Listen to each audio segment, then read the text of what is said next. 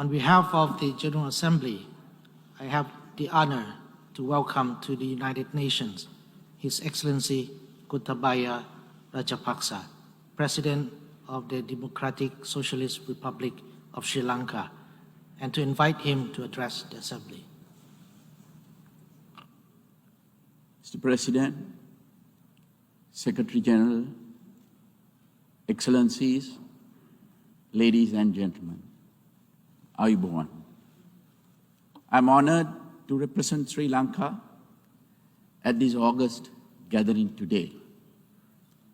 Let me first congratulate His Excellency Abdulla Shahid on being elected President of the 76th session of the General Assembly. Mr. President, you have long been a friend of Sri Lanka. We look forward to working closely with you in the year ahead. I also take this opportunity to convey our appreciation of His Excellency Volkan Bozkir's stewardship of the previous session of the General Assembly and to commend Secretary General Antonio Guterres for his leadership in these difficult times. Mr. President, the COVID-19 pandemic has had a devastating impact on humanity.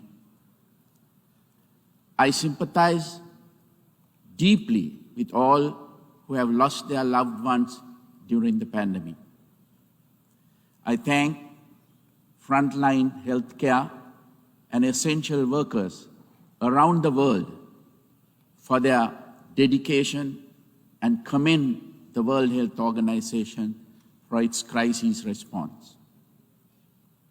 I also greatly appreciate the rapid advances made by the scientific and medical communities in devising vaccines and treatment protocols to combat the virus. At the same time, we must recognize that the challenges surrounding production, distribution, deployment, and acceptance of vaccines must be overcome urgently if the spread of dangerous new virus strains is to be prevented. Ensuring that everyone, everywhere is vaccinated is the best way out of the pandemic. Although still a developing nation, Sri Lanka has been very successful in its vaccination program. We have already fully vaccinated nearly all those above the age of 30. Everyone over the age of 20 will be fully vaccinated by the end of October. We will start vaccinating children over 15 years of age in the near future. The rapid progress of vaccinations was enabled by coordinated efforts between healthcare workers, armed forces, and police personnel, government servants, and elected officials. In collaboration with the WHO, Sri Lanka is establishing a regional knowledge hub to facilitate exchange of lessons learned from COVID-19 and support countries to recover better. Sri Lanka also benefited greatly from financial and material support provided by bilateral and multilateral donors to manage the pandemic. I thank these nations and institutions for their generosity. The increased global cooperation visible during this ongoing crisis is greatly encouraging. However, there is still more to be done. Mr. President, the economic impact of the pandemic has been especially severe on developing countries. This has placed the implementation of the 2030 Agenda for Sustainable Development Goals at considerable risk. It is vital that more initiatives, including development financing and debt relief be adopted through international mechanism to support developing nations and help them emerge from this uncertain situation. Sri Lanka too has suffered greatly due to the pandemic. In addition to the tragic loss of life, our economy has been deeply affected. The lockdowns, together with general movement restrictions, reduced international travel, and slower global growth have affected nearly all sectors of our economy. Tourism, one of Sri Lanka's highest foreign exchange earners, and a sector that supports nearly 14% of the population, has been devastated. This industry, together with small and medium businesses in many other sectors, received government support through interest moratoriums and other financial sector interventions. Daily wage earners and low-income groups were also supported through grants of cash and dry rations during lockdowns, adding significantly to state expenditure. In addition to their immediate impact, these economic repercussions of the pandemic have limited the fiscal space available to implement our development programs. Mr. President, as devastating as the consequences of the pandemic have been to humanity, the world faces the even greater challenge of climate change in the decades to come. As emphasized in the recent report by the Intergovernmental Panel on Climate Change, the unprecedented effect of human activity on the health of the planet is deeply worrying. Addressing the grave threats posed by climate change and the loss of biodiversity requires decisive and urgent multilateral action. As a climate vulnerable country, Sri Lanka is deeply aware of the dangers of climate change. Sri Lanka's philosophical heritage, deeply rooted in Lord Buddha's teachings, also emphasizes the vitality of preserving environmental integrity.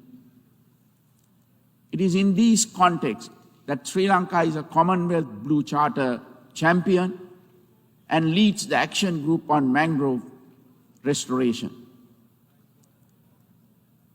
Through the adoption of the Colombo Declaration on Sustainable Nitrogen Management, which seeks to have nitrogen waste by 2030, Sri Lanka has also contributed to global efforts to reduce environmental pollution. Having participated virtually in the pre-summit held in April, I trust that the United Nations Food Summit later this month will result in actionable outcomes to promote healthier, more sustainable and equitable food system globally. Such outcomes will be crucial to human health as well as to the health of our planet. Sustainability is a cornerstone of Sri Lanka's national policy framework. Because of its impact on soil fertility, biodiversity, waterways and health, my government completely banned the use of chemical fertilizers, pesticides and weedicides earlier this year. Production and adoption of organic fertilizer, as well as investments into organic agriculture, are being incentivized. I appreciate the encouragement received from many global institutions and nations for our efforts to create a more sustainable agriculture in Sri Lanka. The conservation of our environment is one of our key national priorities. We aim to increase forest cover significantly in the coming decades. We are also working to clean and restore over 100 rivers countrywide and to combat river and maritime pollution. We have also banned single-use plastics to support ecological conservation. Sri Lanka recognizes the urgent need to reduce use of fossil fuels and support decarbonization. Our energy policy seeks to increase the contribution of renewable sources such as solar, wind, and hydropower to 70% of our national energy needs by 2030. Mr. President, Sri Lanka welcomes the support of the international community as it engages in the task of reviving its economy and carrying out its national development program. We intend to make full use of geostrategic location and our robust institutions, strong social infrastructure, and skilled workforce to attract investment and broaden trade relationships.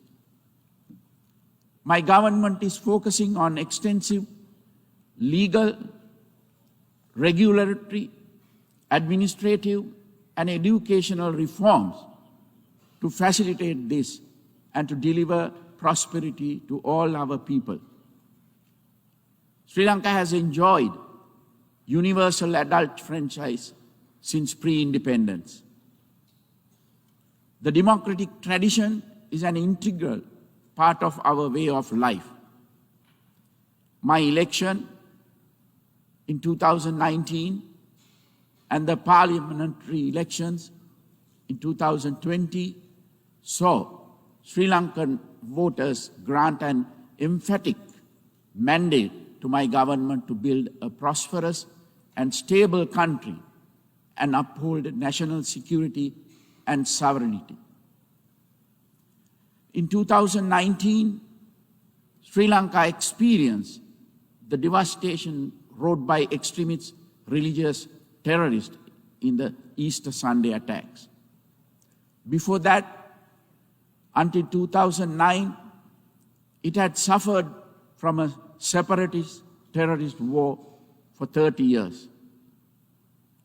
Terrorism is a global challenge that requires international cooperation, especially on matters such as intelligence sharing, if it is to be overcome. Violence robbed Sri Lanka of thousands of lives and decades of prosperity in the past half-century. My government is committed to ensuring that such violence never takes place in Sri Lanka again. We are therefore acting to address the core issues behind it, fostering greater accountability, restorative justice, and meaningful reconciliation through domestic institutions is essential to achieve lasting peace. So too is ensuring more equitable participation in the fruits of economic development. It is my government's firm intention to build a prosperous, stable, and secure future for all Sri Lankans, regardless of ethnicity, religion, or gender. We are ready to engage with all domestic stakeholders and to obtain the support of our international partners and the United Nations in this process. However, history has shown that lasting results can only be achieved through homegrown institutions reflecting the aspirations of the people. Sri Lanka's parliament, judiciary, and its range of independent statutory bodies should have unrestricted scope to exercise their functions and responsibilities.